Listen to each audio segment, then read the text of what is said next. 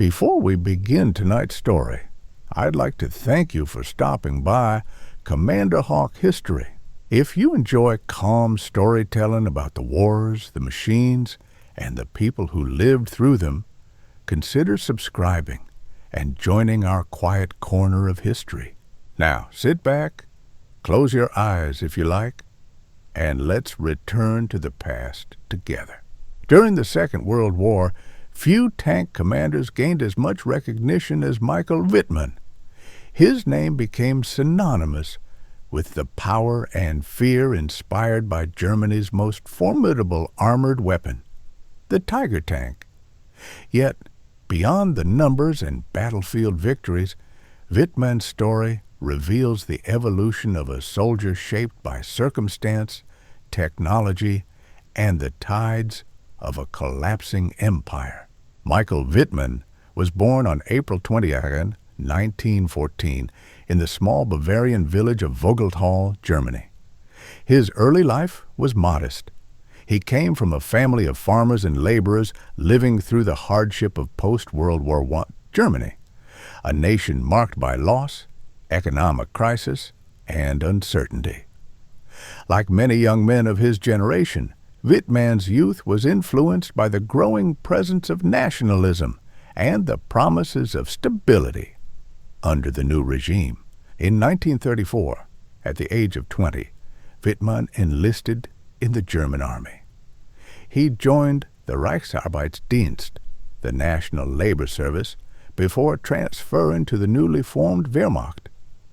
There, he discovered his interest and talent for armored vehicles. His discipline and mechanical understanding set him apart early. By 1937, Wittmann had joined the SS Verfügungstruppe, a combat unit that would later become part of the Waffen-SS. In those years, Germany was expanding its military power at an astonishing pace, violating the restrictions of the Treaty of Versailles.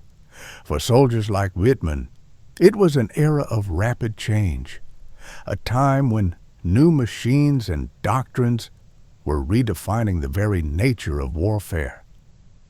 When war erupted in September 1939 with the invasion of Poland, Wittmann was already trained as an armored vehicle operator. His first combat experiences came not in the massive Tiger tank that would later define his career, but in lighter armored vehicles. During the early campaigns, he served in reconnaissance and anti-tank roles, gaining valuable experience in mobility and battlefield awareness. It was during the campaign in the Balkans and the invasion of the Soviet Union in 1941 that Wittmann's tactical instincts began to emerge. On the vast Eastern Front, tank warfare took on an entirely different scale. The sheer distances, the harsh climate, and the Soviet tactics forced German commanders to adapt quickly. By late 1942, the tide of war was beginning to shift against Germany. Yet, in the armored divisions, innovation continued. It was around this time that Wittmann was introduced to the new Panzerkampfwagen 66, better known as the Tiger Forellis. The Tiger was unlike any tank that had come before it. Weighing nearly 60 tons, armed with the devastating K-36 gun and protected by thick frontal armor, it was both feared and admired. On open ground, few Allied tanks could stand against it. Its main gun could destroy enemy armor at ranges exceeding a mile. To operate it effectively, however, required skill, patience, and coordination, qualities Wittmann possessed in abundance. He quickly developed a reputation among his comrades for precision and calm under pressure. He understood that the Tiger was not merely a weapon of brute force, but a machine that demanded respect. A single mechanical failure or miscalculation could immobilize it, making it a sitting target. Wittmann learned how to move the heavy vehicle with surprising agility and how to use terrain to his advantage. His early successes on the Eastern Front began to attract attention. By 1943, he was serving with the SS Heavy Panzer Battalion 101, attached to the elite Leibstandarte SS Adolf Hitler Division. That year, during the Battle of Kursk, one of the largest armored engagements in history, Wittmann's skill as a tank commander became evident. Kursk was the turning point of the war on the Eastern Front. Over 6,000 tanks clashed across vast fields of wheat and mud. It was a brutal contest of machines, men, and endurance. For Wittmann and his crew, it was a proving ground. In the chaos of battle, they demonstrated remarkable coordination, maneuvering their Tiger through Soviet lines, destroying numerous enemy tanks and vehicles. For his performance at Kursk, Wittmann was promoted and awarded the Iron Cross Second Class, later followed by the First Class. These decorations were not uncommon, but in his case, they marked the beginning of a meteoric rise. After Kursk, as the German army began its long retreat from the east, Wittmann's unit was transferred to the Western Front. There, in the fields of Normandy, he would achieve both his greatest fame and his ultimate fate. By 1944, the war had changed dramatically. The Allies had landed in France, and Germany was fighting a desperate defensive campaign. The once dominant Luftwaffe was crippled, the Wehrmacht exhausted, but even in retreat, the Tiger battalions remained a potent force. It was in this setting, amid the hedgerows and narrow roads of Normandy, that Michael Wittmann's name entered military legend. On June 13, 1944, near the small town of Villers-Bocage, he led a single Tiger tank into one of the most famous armored actions of the war. The British 7th Armored Division, known as the Desert Rats, had advanced toward the town, attempting to exploit a gap in the German lines. Their column included Cromwell and Sherman tanks, half-tracks, and supply vehicles, a formation confident of success. From his concealed position near a hedgerow, Wittmann observed their movement. Acting decisively, he ordered his Tiger forward. What followed would become one of the most studied examples of armored warfare. In a span of minutes, Wittmann and his crew destroyed more than a dozen vehicles. Moving methodically, he advanced along the road, engaging targets one after another. The 80 mm gun tore through the British armor with devastating accuracy. Witnesses described the sudden eruption of fire and smoke as the column disintegrated under the Tiger's assault. The engagement at Villers-Bocage became a symbol of both the power of the Tiger and the tactical audacity of its commander. For his actions, Wittmann was awarded the Knight's Cross of the Iron Cross with oak leaves, one of Germany's highest military honors. But even in victory, the situation for Germany was dire.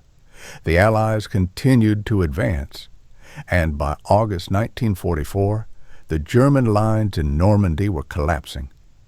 The once invincible Tiger battalions were now facing overwhelming numbers, constant air attacks, and dwindling fuel supplies. For Wittmann, the final chapter was about to begin. By early August 1944, the German army in France was in retreat. The Allied advance after the D-Day landings had broken through the initial defenses, and the Wehrmacht found itself surrounded on multiple fronts. For the armored divisions, including Wittmann's heavy tank battalion, the situation was becoming desperate. Fuel was scarce. Replacement parts were almost impossible to obtain. Allied aircraft roamed freely overhead, attacking anything that moved during daylight hours. The once proud Tiger battalions were now a shadow of their former strength, powerful but isolated, feared yet hunted. Michael Wittmann, now a Hauptsturmführer, or captain, remained one of Germany's most capable and respected tank commanders. His reputation had grown to legendary proportions, used by German propaganda to inspire morale at home. Newspapers printed his photograph, describing him as the Black Baron of Villers-Bocage. But behind the image, Wittmann was a soldier carrying the weight of exhaustion and loss. On August 7, 1944, Allied forces launched Operation Totalize, a major offensive aimed at capturing Falaise and closing the gap around retreating German units. The operation involved Canadian, British, and Polish divisions, supported by heavy bombing and massive armored columns. For the Germans, it marked the beginning of the end in Normandy. Wittmann's unit, the 2nd Company of the 101st SS Heavy Panzer Battalion, was stationed south of Caen, near the village of Cinto. Their orders were to counterattack the advancing Allied armor moving toward Falaise. Despite being vastly outnumbered, Wittmann and his men prepared for one more engagement. At dawn on August 8th, the countryside was already alive with the sounds of battle. The distant thud of artillery, the rumble of tanks, and the roar of Allied aircraft filled the air. Wittmann gathered his men, among them several experienced Tiger crews who had fought alongside him for months. They knew the odds were against them, but there was little choice. At approximately 12 noon, Wittmann led his small group of 7 Tiger tanks north from Cinto toward Saint-Aignan de Cremesnil. Their objective was to strike at the advancing Allied spearhead, disrupt their movement, and buy time for the retreating German infantry. The terrain offered little cover. The open fields of Normandy, once peaceful farmland, had become a graveyard of burned-out vehicles. Dust and smoke hung in the summer air, reducing visibility. Allied aircraft circled overhead, ready to pounce on any movement. Wittmann's Tiger, marked with the number 07, advanced cautiously. His crew consisted of experienced men: gunner Bobby Voll, radio operator Heinrich Reimers, loader Karl Wagner, and driver Walter Müller. Together, they had survived countless engagements. They trusted Wittmann's instincts, and he trusted their discipline. As the German formation moved forward, Allied reconnaissance spotted their approach. Near the village ahead, British armored units from the Northamptonshire Yeomanry and the Sherbrooke Fusiliers were already in position, supported by Canadian forces. Unknown to Wittmann, the enemy was ready and waiting. At approximately 12:40 p.m., the battle began. From concealed positions among the hedgerows and slight rises in the terrain, British Sherman Firefly tanks opened fire. The Firefly was one of the few Allied tanks capable of penetrating the Tiger's thick armor, thanks to its powerful 17-pounder gun. The first shots struck one of the Tigers on Wittmann's left flank, igniting it instantly. Black smoke rose into the sky. The formation halted briefly, then returned fire. The countryside erupted in explosions as shells tore through wheat fields and shattered tree lines. Wittmann's voice over the radio remained calm. He ordered his remaining tanks to spread out and continue the advance. The 8mm gun of his Tiger roared to life, firing at the suspected enemy positions. One Sherman was hit and destroyed, its turret blown clear. But the British crews were disciplined, hidden, and waiting for their chance. Moments later, a Firefly commanded by Sergeant Gordon of the Northamptonshire Yeomanry took aim at Wittmann's Tiger. from a distance of about 800 meters. Through the sights, Gordon could see the massive German tank moving slowly across the field, its turret scanning for threats. He waited until the target was fully exposed, then fired. The armor-piercing shell struck Wittmann's Tiger on the left side of the turret. The impact was catastrophic. The round ignited the ammunition stored inside, creating a massive internal explosion. In an instant, the 60-ton tank was engulfed in flames. The turret was blown completely off and landed several meters away. All 5 men inside were killed instantly. The battle around Saint-Aignan-de-Craménil continued for hours, but the destruction of Wittmann's Tiger marked a symbolic turning point. The most famous German tank commander was dead. By nightfall, the fields were littered with the wreckage of both German and Allied vehicles, but the German counterattack had failed. For years, the exact details of Wittmann's death remained uncertain. Wartime reports were often conflicting. Some German survivors believed he had been struck by a rocket from a British Typhoon aircraft, while others insisted it was tank fire from the ground. It was only decades later that historians concluded the most likely cause was a direct hit from a Sherman Firefly. After the battle, the wreckage of Wittmann's Tiger lay in the open fields for several days. Locals from nearby villages recalled seeing the burned-out hull and the remains of the crew still inside. Eventually, the bodies were buried in a small field grave near Gaumesnil. Years later, their remains were reinterred at the German war cemetery at La Combe, where thousands of fallen soldiers rest. With Wittmann's death, the legend of the Tiger Ace began to grow. German propaganda during the war had already elevated him to near mythical status, a symbol of strength and resistance. After the war, his name became part of military lore, studied by historians and enthusiasts alike. By the time of his death, Wittmann was credited with the destruction of more than 130 enemy tanks and countless armored vehicles, a figure that remains debated but nonetheless impressive. His tactical skill, quick decision-making, and mastery of the Tiger tank made him one of the most effective tank commanders of the war. Yet, his story also reflected the larger tragedy of the conflict. He was a man shaped by his time, a soldier fighting for a regime that led millions to destruction. His achievements in battle could not be separated from the context of the war itself, nor from the suffering it caused on all sides.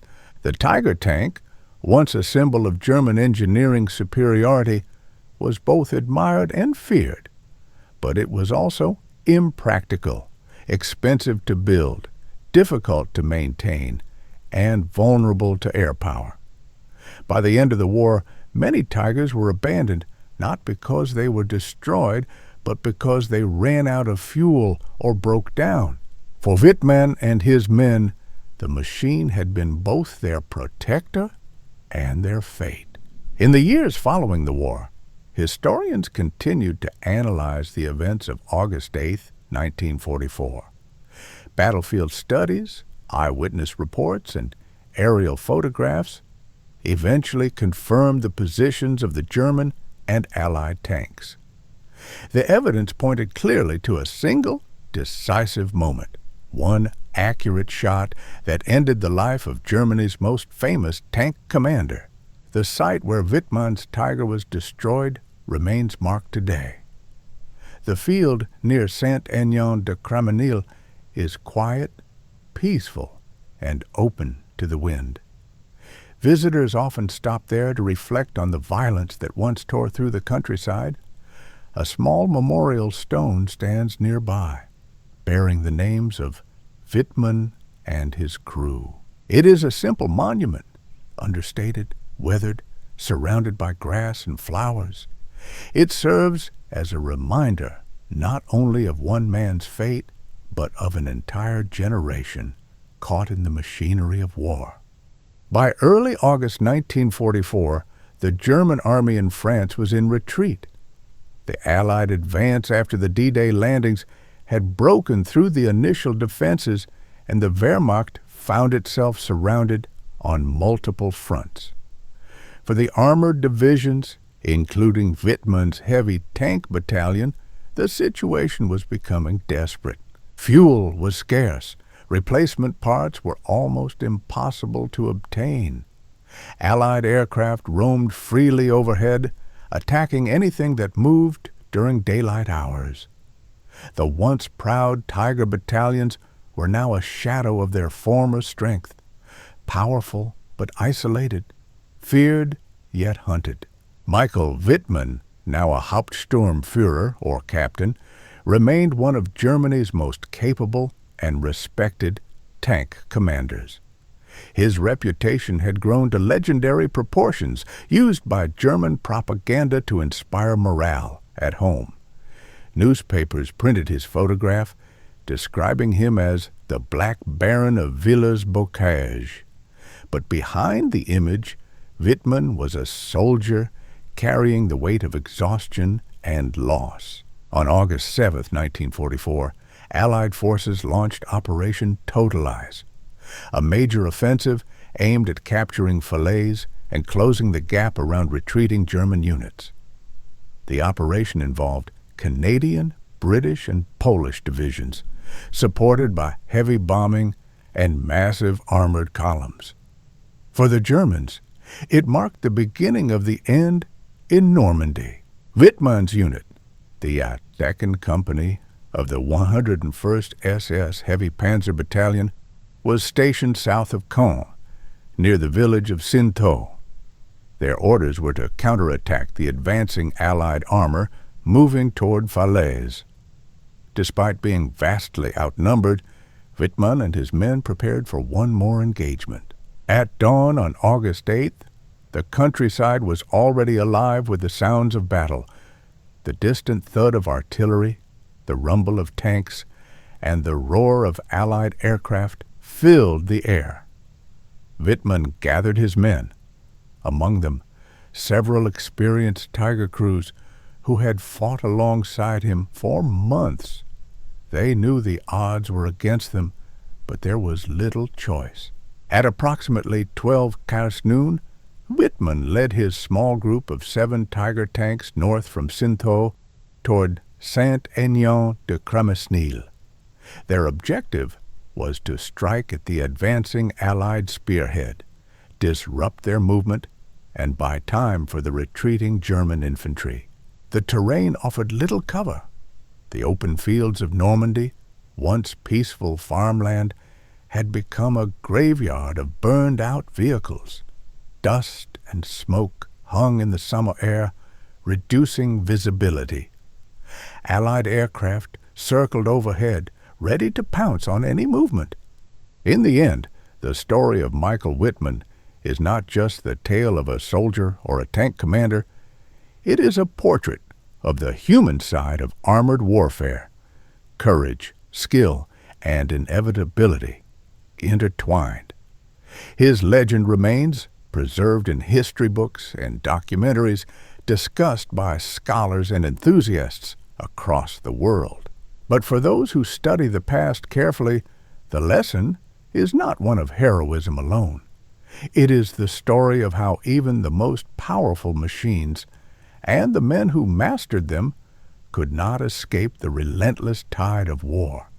In the decades following the war, historians, engineers, and military scholars continued to study the impact of the Tiger tank and the legacy of Michael Wittmann. Together, they represented both the peak and the limits of German armored warfare, a combination of brilliance, bravery, and unsustainable ambition. The Tiger. I was first deployed in 1942. When it appeared on the battlefield, it shocked the Allies. Its armor was nearly impervious to most existing anti-tank weapons. Its gun could destroy enemy armor long before opposing tanks could get within effective range. To many soldiers who faced it, the Tiger seemed almost invincible. But the Tiger's strength came at a cost. Each tank required enormous resources to produce, materials, skilled labor, and time. The German industry, already strained by the demands of total war, could not build them in large numbers. While over 50,000 Sherman tanks rolled off Allied assembly lines, fewer than 1/400 Tigers were ever produced. The Tiger's mechanical complexity also proved to be a weakness. Its massive engine consumed fuel at an alarming rate. Its weight caused frequent breakdowns and made it difficult to transport across bridges or muddy terrain. Maintenance required experienced crews and specialized equipment. On the Eastern Front, where distances were vast and supply lines stretched thin, these problems were magnified. Still, in the right hands, the Tiger could dominate the battlefield. And in the hands of commanders like Michael Wittmann, it did exactly that. His ability to use the Tiger's firepower and armor to maximum effect earned him respect, even from his enemies. Allied reports from Normandy noted that Wittmann's actions at Villers-Bocage delayed the British advance and forced significant tactical reassessment. Yet, as the war dragged on, even the Tiger's fearsome reputation could not change the outcome. The Allies learned quickly. They adapted their tactics, improved their weapons, and used overwhelming numbers to wear down German armor. Air superiority made a decisive difference. No matter how strong a Tiger was, it could not survive repeated rocket attacks or artillery barrages without support. By late 1944, the era of the Tiger was ending. Newer tanks, such as the Tiger II or King Tiger, were introduced, but they arrived too late to alter the course of the war. These machines were even heavier and more expensive, symbols of technological excellence overshadowed by strategic collapse. For Wittmann, his death marked the symbolic end of that era. His final battle represented the moment when the once feared German armor met the full strength of Allied coordination. Air power, improved tank design, and superior logistics. After the war, the Allied powers examined captured Tigers in great detail. Engineers studied their armor, gun mechanisms, and design features. Many elements influenced post-war tank development, including sloped armor and advanced optics. The Tiger's legacy lived on not only in history books, but in the design philosophies of later generations of tanks. As for Michael Wittmann, his name continued to evoke fascination. In post-war Germany, discussions about soldiers like him were complex. Some saw him purely as a skilled soldier, a man who served his country with professionalism and courage, regardless of politics. Others viewed him as a reminder of how talent and discipline were used in service of a destructive cause. In the 1950s and 1960s, military historians from multiple nations studied Wittmann's combat reports. His engagements at Kursk and Villers-Bocage were examined in military academies as examples of small unit tactics and the use of terrain in armored warfare. Even in modern military education, his strategies are sometimes referenced when discussing the principles of mobility, surprise, and fire concentration. However, his story is also one of perspective. For those who fought against him, Wittmann was not a hero, but a formidable adversary, one whose skill prolonged battles that cost countless lives. For the civilians who lived in the towns caught between the front lines, every tank, whether German or Allied, represented destruction. Time, however, has a way of transforming stories. What remains today is a portrait of a man whose life was defined entirely by war, a life that rose and fell with the fortunes of his tank and the army that built it. In the Normandy countryside, where his final battle took place, peace has long since returned. The wheat fields that once burned under tracer fire now grow quietly under the sun. Birds nest in hedgerows that were once torn apart by shells. Farmers work the same soil that was once soaked in oil and smoke. At the site of Wittmann's last stand, visitors often pause to reflect. The small memorial there bears no glorification, no grand language, only names and dates. It acknowledges a human story within a mechanical one. Many of those who visit are enthusiasts of military history. Some come to study the machines, others to honor the men. But for many, standing there is a reminder that even the most powerful technology cannot escape the consequences of human conflict. The Tiger tank itself has become an icon, featured in museums, documentaries, and films. Restored examples exist in only a handful of places, each one meticulously maintained by historians and engineers.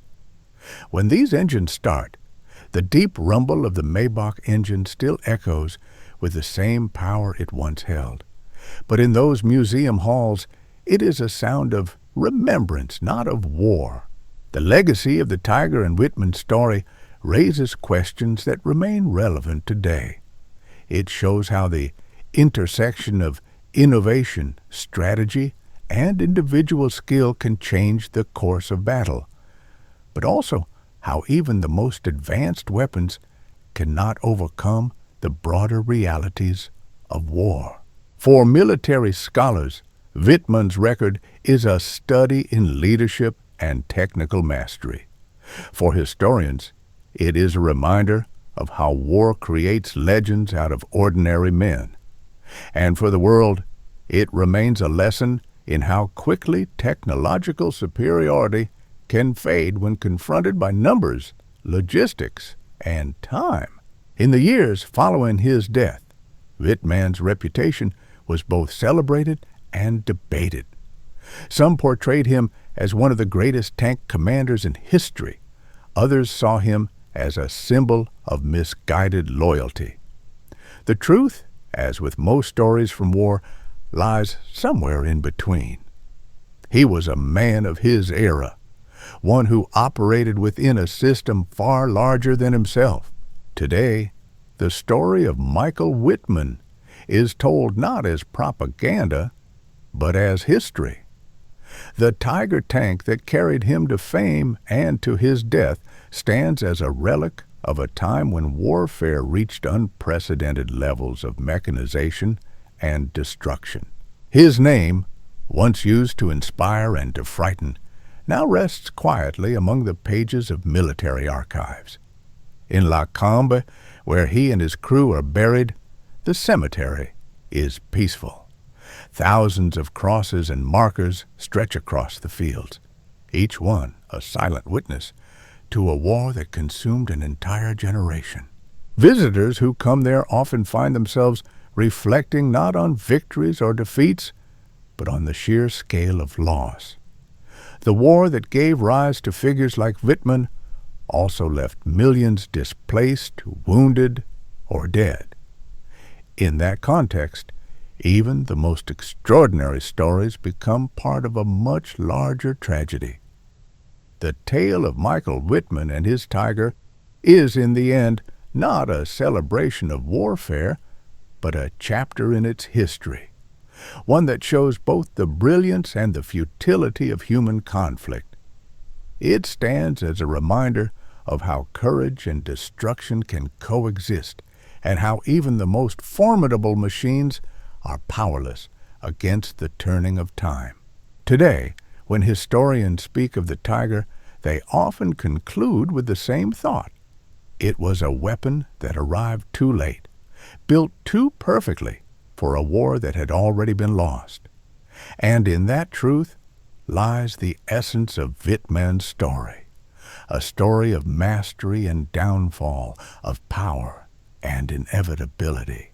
His life and the machine he commanded have become part of a legend that endures not because of victory, but because of what it represents, the limits of man and machine in the face of history's relentless advance.